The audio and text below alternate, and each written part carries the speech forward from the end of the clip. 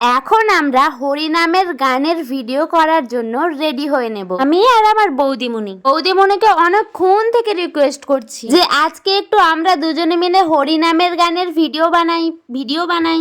কিন্তু বৌদিমণি কিছুতেই রাজি হচ্ছে না। অনেকক্ষণ থেকে রিকোয়েস্ট করার পর ফাইনালি আমি সাকসেস।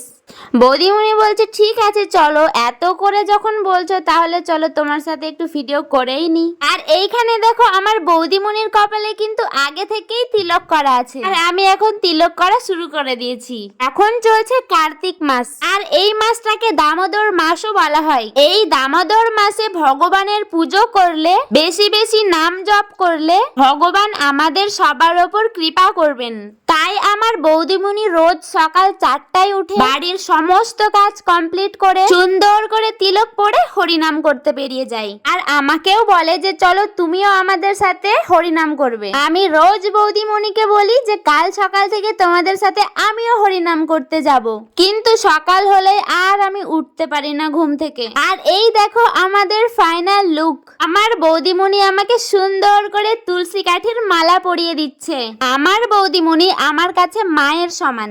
আমি যেমন আমার মাকে রেসপেক্ট করি, ঠিক তেমনই আমার বৌদিমণিকেও রেসপেক্ট করি। আমি চাই পৃথিবীর সব বৌদিমণি যেন আমার বৌদিমণির মতো খুব ভালো হোক।